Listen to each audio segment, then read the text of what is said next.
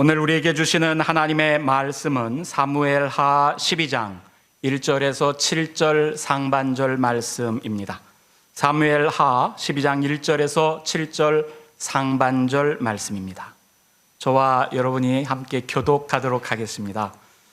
여호와께서 나단을 다윗에게 보내시니 그가 다윗에게 가서 그에게 이르되 한 성읍에 두 사람이 있는데 한 사람은 부하고 한 사람은 가난하니 그 부한 사람은 양과 소가 심히 많으나 가난한 사람은 아무것도 없고 자기가 사서 기르는 작은 암양 새끼 한 마리뿐이라 그 암양 새끼는 그와 그의 자식과 함께 자라며 그가 먹는 것을 먹으며 그의 잔으로 마시며 그의 품에 누움으로 그에게는 딸처럼 되었거늘 어떤 행인이 그 부자에게 오매 부자가 자기에게 온 행인을 위하여 자기의 양과 소를 아껴 잡지 아니하고 가난한 사람의 양새끼를 빼앗아다가 자기에게 온 사람을 위하여 잡았나이다 하니 다윗이 그 사람으로 말미암아 노하여 나단에게 이르되 여호와의 살아계심을 두고 맹세하노니 이 일을 행한 그 사람은 마땅히 죽을 자라. 그가 불쌍히 여기지 아니하고 이런 일을 행하였으니 그 양새끼를 4배나 갚아 주어야 하리라 한지라. 같이 읽습니다. 나단이 다윗에게 이르되 당신이 그 사람이라. 아멘. 살아계신 하나님의 영이시여, 이 시간 우리들 가운데 임재하여 주시옵소서. 주의 말씀을 전하는 종의 입술을 주장하셔서 온전히 하나님의 말씀만이 선포되게 하옵시고 말씀을 듣는 저희의 귀와 마음을 열어주셔서 온전히 주의 말씀을 따라 살 수 있게 하여 주시옵소서. 예수님 이름으로 기원하옵나이다. 아멘. 아멘. 스크린에 보이는 건물은 프랑스 파리에 있는 퐁피두 센터라고 불리는 건물입니다. 프랑스인들이 가장 좋아하고 자부심을 느끼는 건물 가운데 하나입니다. 현재 프랑스 현대 미술관으로 사용되고 있는 건물입니다. 제가 이곳을 처음 가봤을 때 저는 공사 중인 줄 알았습니다.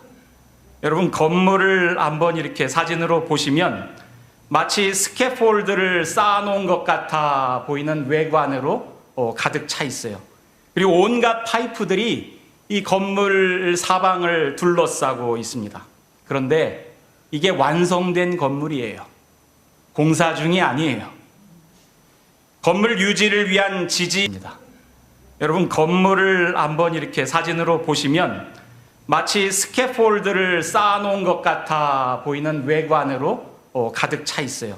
그리고 온갖 파이프들이 이 건물 사방을 둘러싸고 있습니다. 그런데 이게 완성된 건물이에요. 공사 중이 아니에요. 건물 유지를 위한 지지입니다.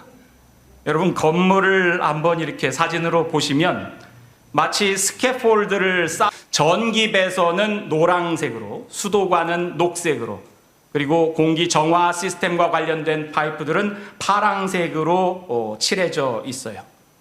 건축물의 뼈대와 혈관 같은 이 내장이 모두 건물 외부에 구성된 덕분에 건물 내부는 걸림돌이 하나도 없는 자유롭고 유연한 기능을 가진 거대하고 효과적인 전시 공간을 이루고 있습니다. 여러분, 이런 방식의 건축 양식을 그 세계에서는 하이테크라고 부른다고 해요.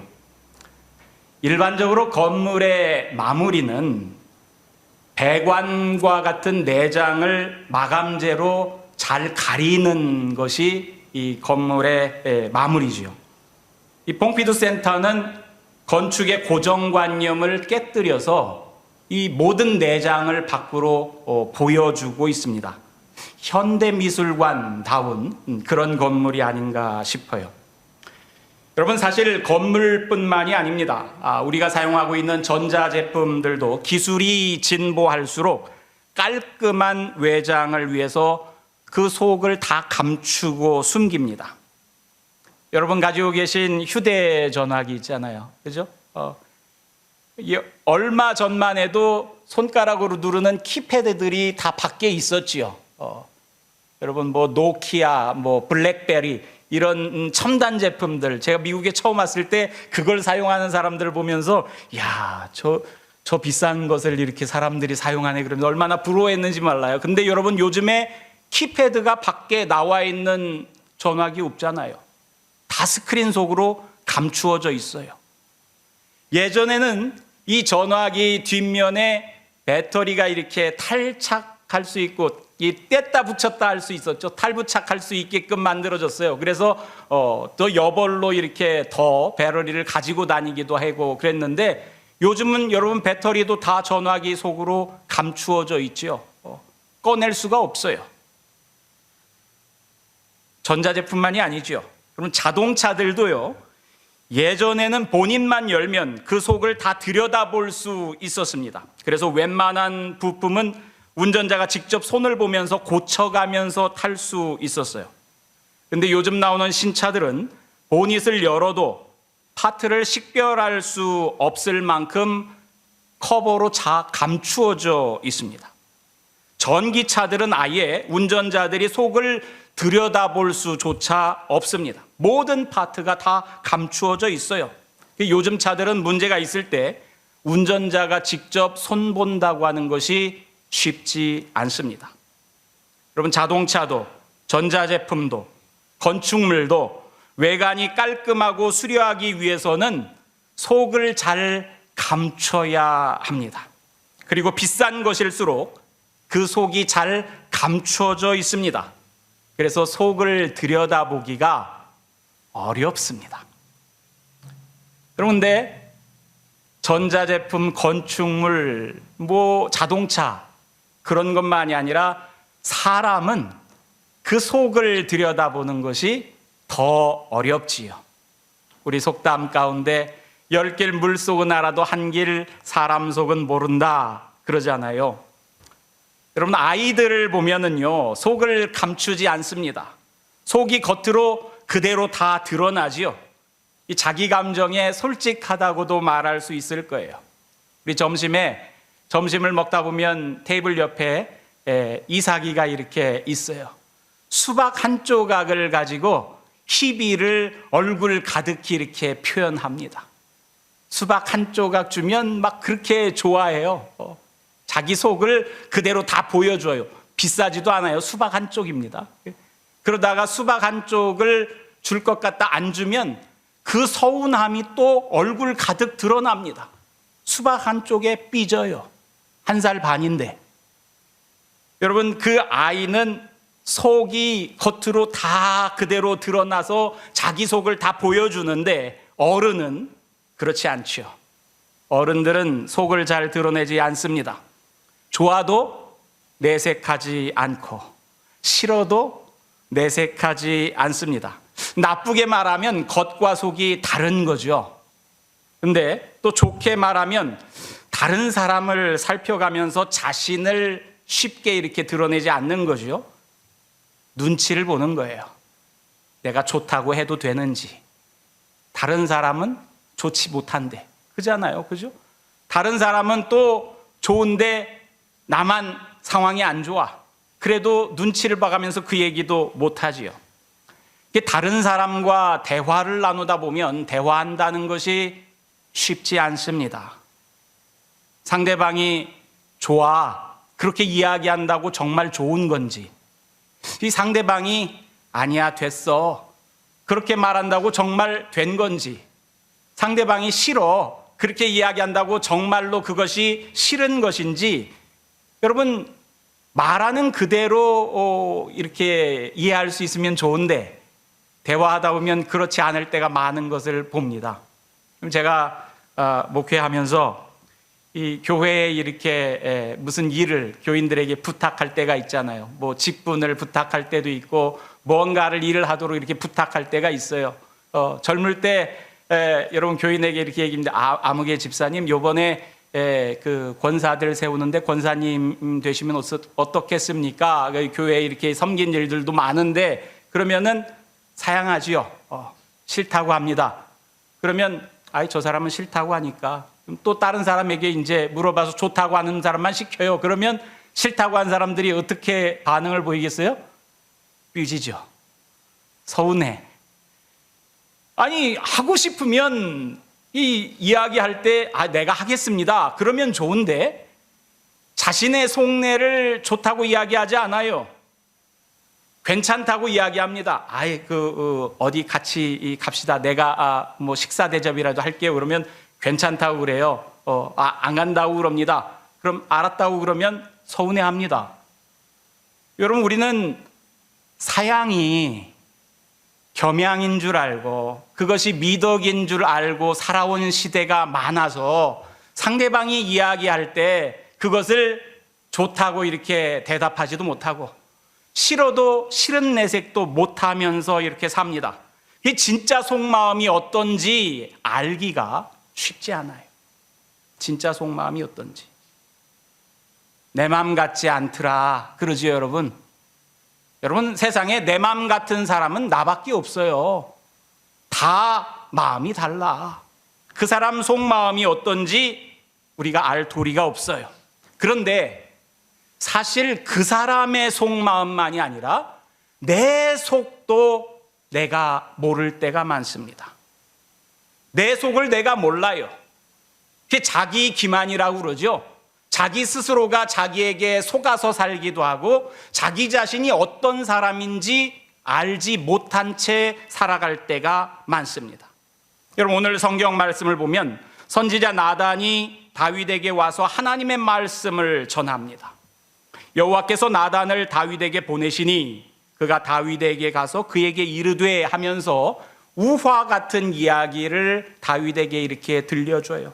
한 성읍에 두 사람이 살고 있답니다. 한 사람은 부자예요. 그래서 양과 소가 많이 있습니다. 근데 또 한 사람은 가난한 사람이에요. 가진 것이 아무것도 없어요. 그저 사서 자기가 친히 기르고 있는 암양 새끼 한 마리가 가진 것의 전부요. 그 암양 새끼를 얼마나 애지중지하고 소중히 다루는지 밥 먹을 때 식탁에서 자기가 먹는 것을 양도 같이 먹게끔 하고 자기가 잠잘 때에 그 양도 함께 더불어서 잡니다. 아이들과 양을 같이 키우면서 그렇게 하면서 딸처럼 그 암양을 키웠다고 그랬어요. 근데 어떤 행인이 그 마을에 그 부잣집에 손님으로 찾아옵니다. 그러자 부자가 자기에게 많이 있는 양과 소를 잡아서 그 행인을 대접하는 것이 아니라 가난한 사람에게 있는 암양 한 마리를 뺏어다가 그것으로 손님을 대접했다고 이야기를 합니다. 다윗이 그 이야기를 선지자로부터 들은 다음에 화를 냅니다. 화를 내면서 나단에게 이렇게 이야기합니다. 여호와의 살아계심을 두고 맹세하노니 이 일을 행한 그 사람은 마땅히 죽을 자라. 그가 불쌍히 여기지 않고 이런 일을 행하였으니 그 양 새끼를 4배나 갚아주어야 하리라. 여러분, 다윗의 진정성이 엿보이는 반응입니다. 그 이야기를 듣고 그 부자 때문에 분노합니다. 그러면서 그 사람을 마땅히 죽어 마땅한 사람, 그렇게 이야기를 하죠. 4배로 손에 입힌 것을 갚아줘야 돼, 이런 이야기를 합니다.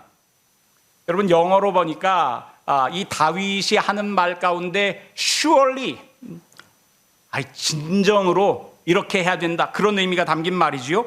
deserve to die, 죽어 마땅한 사람, 마땅하다. 또 must, 그런 단어들이 연이어서 나와요. 3차례 그런 말이 나오는데 우리말로 표현하면 이게 마땅합니다, 이렇게 꼭 해야 합니다, 그런 주장이 다윗의 말 가운데 3차례나 담겨져 있는 거예요. 그런데 문제는 이게 자기 이야기인 줄 모른다는 거죠. 여러분, 다윗이 나단의 이야기를 듣고 거짓 반응을 보이는 게 아니에요. 진실된 반응을 보여요. 아니, 이 세상에 그렇게 나쁜 놈이 있어? 죽어 마땅한 사람이야. 이게 자기의 진심입니다. 그런데 그 이야기가 자기 이야기라는 것은 몰라요. 여러분, 다윗만 그렇습니까? 우리도 다 그래요. 나는 괜찮은 사람인 줄 알아요. 다른 사람의 이야기를 들으면 아이 세상에 그렇게 나쁜 놈이 있을 수가 있어, 이렇게 이야기를 하는데 자기는 괜찮은 줄 압니다. 여러분, 사람 살아가는 이야기가 다 독인 객인이지 그 사람하고 나하고 얼마나 다르겠어요. 그런데 내 이야기는 아닌 줄 생각해. 나는 그냥 괜찮은 사람이야. 다른 사람에겐 그렇게 이야기 안 쳐. 다른 사람에겐 아이 저는 부족한 사람입니다, 아이 저는 못난 사람입니다, 여러분 그렇게 이야기하지만 우리 속 사람은 아이 나 정도면 괜찮지. 여러분 그렇게 생각하지 않아요? 여러분 속으로도 내가 죽일 놈이지 그렇게 생각합니까? 겉으로는 그렇게 이야기해도 속으로는 아유 나만한 사람이 어디 있어, 다 그렇게 생각해요. 여러분 나단이 뭐라고 그럽니까? 다윗을 향해서 당신이 그 사람이야 그렇게 이야기해요. 여러분 스크린에 그림을 보세요. 나단의 손은 여지없이 다윗을 가리키면서 말합니다. 당신이 그 사람이라. 여러분 이 이야기가 사무엘하 11장에 기록되어 있습니다. 그리고 12장에 지금 나단이 이야기를 하는데 11장에서 왜 다윗이 이런 이야기를 듣는지 우리에게 간략하게 이렇게 이야기를 해줍니다. 여러분 전쟁이 빈번하던 시대에 다윗은 부하 장수들과 야전을 누비던 역전의 용사였습니다. 그는 용사였고 뛰어난 전략가였고 하프 악기를 연주하였고 시를 노래했던 사람입니다. 부하들을 얼마나 아꼈는지 몰라요. 진심으로 아끼던 사람이었습니다. 왕으로 기름 부음 받았지요. 그 이후에도 그는 전쟁터를 나가곤 했습니다. 그런데 어느 정도 세월이 지나니까 부하들이 이 왕을 만류합니다. 이제는 굳이 위험하게 왕이 전장에 나가지 않으셔도 되겠습니다.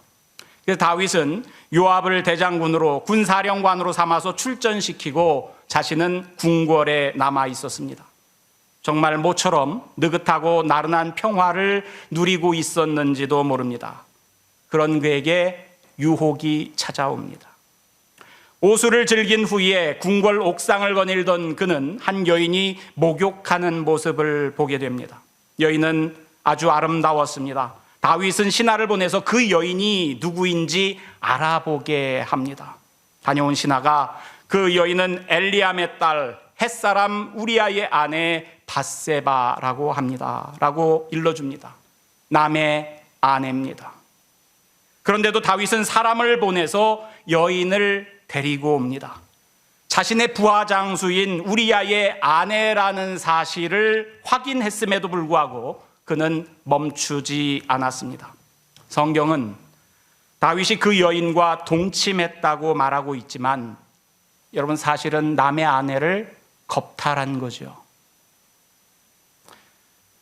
사무엘하 11장은 이 참담한 이야기를 압축적으로 우리에게 들려주고 있습니다. 밧세바는 곧 집으로 되돌아갔고 얼마 뒤에 임신했다는 소식을 다윗에게 전합니다.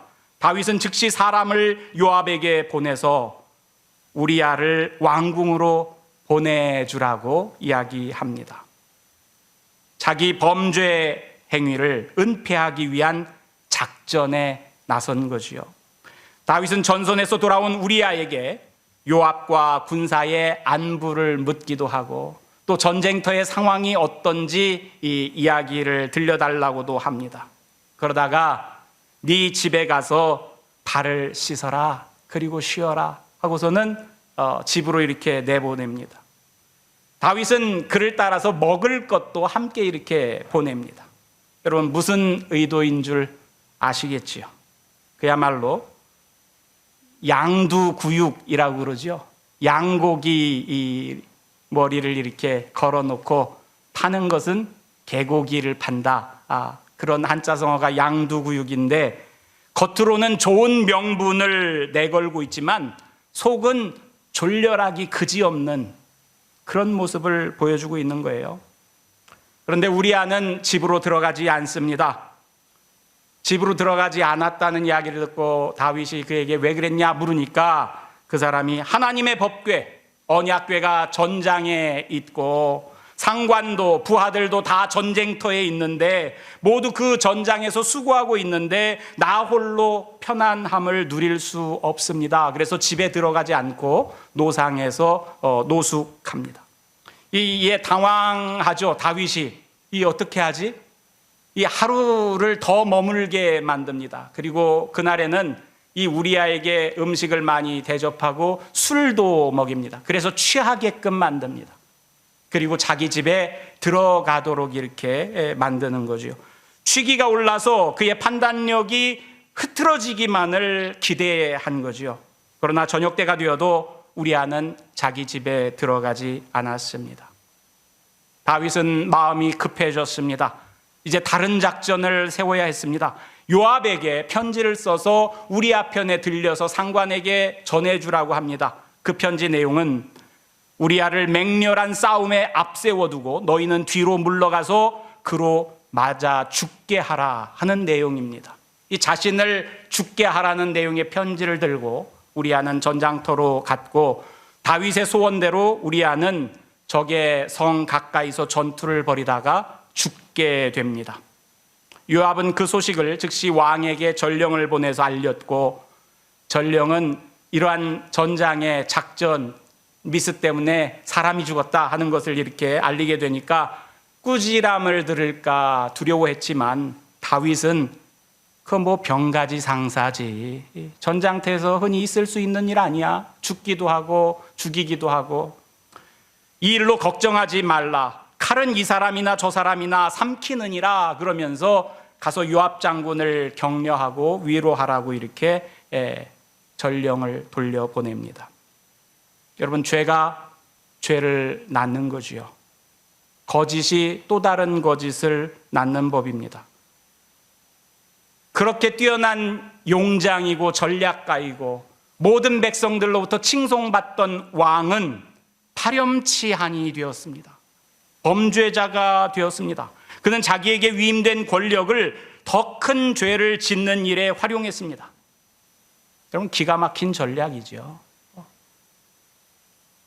다윗은 우리아의 죽음으로 모든 일이 끝났다고 안도했는지도 모릅니다.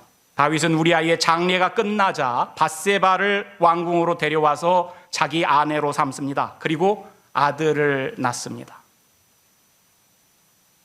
여러분, 창세기에 보면 가인이 형제를 살해한 이후에 죄악이 관영해가는 세상을 묘사한 말씀이 있습니다.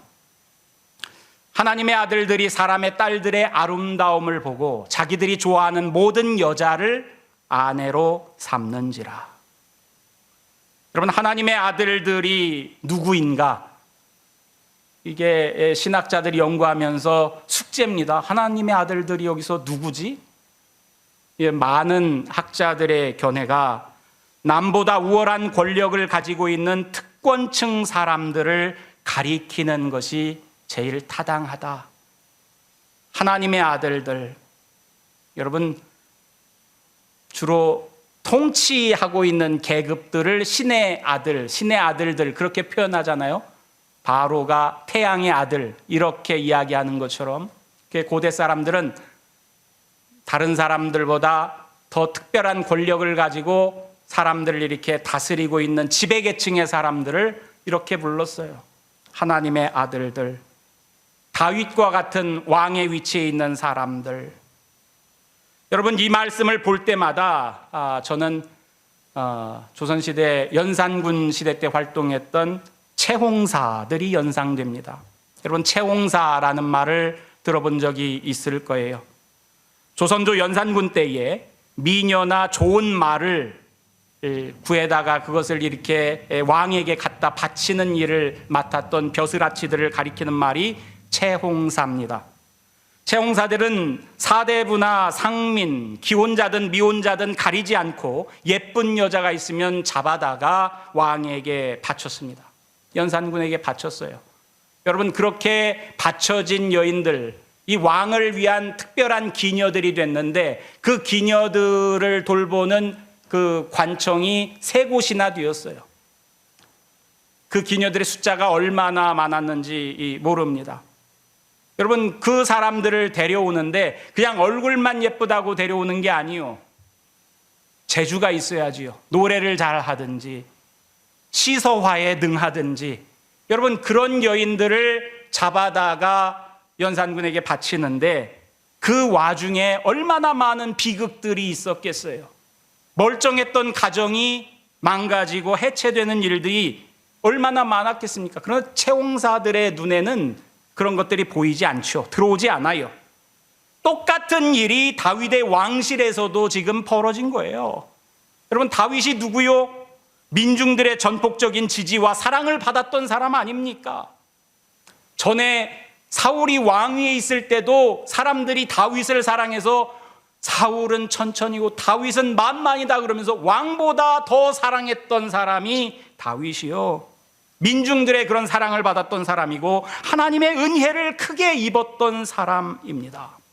나단은 그 우와 같은 이야기를 들려준 이후에 당신이 그 사람이라 이야기하고 다음과 같은 하나님의 말씀을 전달하는데, 이스라엘의 하나님 여호와께서 이와 같이 이르시기를 내가 너를 이스라엘 왕으로 기름 붓기 위하여 너를 사울의 손에서 구원하고 네 주인의 집을 너에게 주고 왕위를 줬다는 이야기잖아요. 내 주인의 아내들을 내 품에 두고 이스라엘과 유다 족속을 내게 맡겼느니라. 하나님께서 이스라엘과 유다 통일 왕국을 다윗의 손에 맡겨줬어요. 통일 왕국의 초대 왕이 다윗 아닙니까? 백성들의 사랑을 받고 하나님의 은혜를 입고 유다와 이스라엘 통일 왕국의 왕이 된 사람, 이것이 겉으로 드러난 다윗입니다. 사람들의 눈에 보이는 다윗의 모습이요, 용사요, 전략가요, 하프와 시에 능했던 사람, 부하를 진심으로 아꼈던 사람, 왕으로 기름 부음을 받은 사람, 통일 왕국을 이룬 사람. 그런데 하나님께서는 나단을 보내서 숨겨진 다윗의 속을 드러내 보여주십니다. 뭐라고 말합니까? 그런데 어찌하여 네가 여호와의 말씀을 업신여기고 나 보기에 악을 행하였느냐? 네가 칼로 햇사람 우리아를 치되 암몬 자손의 칼에 죽이고 그의 아내를 빼앗아 네 아내로 삼았도다. 또 반복해서 말합니다. 이제 네가 나를 업신여기고, 하나님을 업신여기는 사람, 다윗의 속사람, 햇사람 우리아의 아내를 빼앗은 사람, 자기 부하를 죽인 사람, 다윗의 속사람이요, 백성들의 눈에는 보이지 않았던 하나님께 보인 다윗의 속사람, 남의 아내를 빼앗아 자기 아내로 삼은 사람. 하나님은 그에게 징벌을 내리지요. 칼이 네 집에서 영원토록 떠나지 아니하리라. 너도 똑같은 일을 당할 거야. 너는 은밀한 중에 행했지만 나는 백주대낮에 네가 그런 일을 당하게 할 거야. 여러분, 이후로 다윗 그 일가의 역사를 우리가 보면 얼마나 비극이 이어져서 일어납니까? 여러분, 다윗의 속사람은 어땠어요? 하나님을 업신여겼어요. 사람을 죽였어요. 남의 아내를 빼앗았어요. 그런데 정작 다윗은 자신이 그런 끔찍한 죄를 벌였음에도 자신이 그런 사람인 줄 몰라요. 가난한 사람의 하나뿐인 새끼 양을 빼앗은 부자의 이야기를 듣고서 죽어 마땅한 사람이라고 분냈던 사람, 정작 부하를 죽이고 그의 아내를 빼앗은 자신은 그 이야기 속에서 발견하지 못합니다. 당신이 그 사람이라는 선지자의 고발이 있기 전까지 다윗은 자기가 그런 사람인 줄 알지 못했어요. 여러분, 우리는 어떻습니까? 여러분, 그럴싸한 여러분들의 모습 속에 어떤 다른 이면의 모습을 감추고 계십니까? 여러분들이 지금 양머리를 걸고 개고기를 팔고 있지는 않습니까? 여러분들의 속을 드러내지 않아서 남보기에 그저 괜찮은 사람으로 여겨집니까? 남을 향해서 죽어 마땅하다고 하면서 정작 내 속의 실상은 알고 있지 못한 그런 처지에 있지 않습니까? 하나님의 말씀을 업신여기고 악을 행하고 있지는 않습니까? 다윗은 나단의 말을 듣고 내가 여호와께 범죄하였노라 하고서 자백합니다. 그리고 남은 생애를 통해 자신의 죄의 대가를 치릅니다. 여러분, 예수를 믿는다는 것은 내가 죄인입니다 하는 것을 시인한다는 이야기죠. 내가 괜찮은 사람이 아니야, 나는 죄인이야, 그걸 알고 인정하는 거예요. 그게 예수에게 나를 좀 구원해 주세요 하는 것 아닙니까? 나는 죄인이요, 그 죄의 삭시 사망인지라 나는 죽을 수밖에 없는 존재예요. 여러분, 그런 고백하에서 우리가 예수를 구주로 시인하고 예수를 믿는 거 아닙니까? 당신이 그 사람이라 하는 예언자의 손가락질이 나를 향할 때 내가 그 사람입니다. 여러분, 그렇게 고백하는 고백이 예수를 믿는다는 신앙 고백 가운데 담겨져 있는 거예요. 내가 하나님을 업신여겨. 다윗이 아니라 내가 하나님을 업신여겼어요. 여러분, 저와 여러분이 하나님을 업신여기며 삽니다. 저와 여러분이 하나님의 말씀을 간과하고 있어요. 내 속에 추악한 죄악으로 가득한 것을 여러분, 우리는 인정하면서 예수를 믿는 거예요. 주여, 내 속사람을 건져 주시옵소서. 예수 그리스도의 보혈로 다시금 나를 깨끗이 해 주시옵소서. 나는 주 없이 살 수 없는 사람입니다. 여러분, 그런 고백이 우리로 하여금 예수를 그리스도로 구세주로 고백하고 믿게 하는 것 아니겠습니까? 저와 여러분, 우리가 늘 죄인인 것을 인정하고 고백할 수 있길 바랍니다. 내가 키가 크다고, 내가 많이 배웠다고, 내가 가진 것이 많다고, 내가 좋은 옷을 입었다고 괜찮은 사람이 아니요, 내 속은 죄로 가득 차 있어요. 여러분, 그걸 인정하고 그래야 예수를 만날 수 있는 거죠. 예수가 왜 필요해요? 죄인에게 필요한 거지요. 오늘 이 시간 여러분, 하나님 앞에 하나님, 내가 죄인입니다. 다윗처럼 나도 죄인입니다. 나도 하나님을 업신여겼습니다. 하나님의 말씀을 간과하며 살았습니다. 내 속에 추악한 것들로 가득 차 있습니다. 고백하며 다른 사람을 향해 죽어 마땅한 사람입니다 라고 이야기하기에 앞서서 내 자신을 먼저 성찰해가는 그런 성도의 자리를 회복할 수 있기를 주님의 이름으로 축원합니다. 하나님, 저희가 죄인임을 고백합니다. 우리가 하나님의 말씀을 업신여기며 살았습니다. 겉으로는 그럴싸해 보여도 우리의 속은 죄악으로 추악합니다. 하나님, 우리를 새롭게 하여 주시옵소서. 예수 그리스도의 보혈로 우리를 씻어주셔서 성령으로, 하나님의 영으로 새로운 사람 되게 하여 주시옵소서. 예수님 이름으로 기도드리옵나이다. 아멘.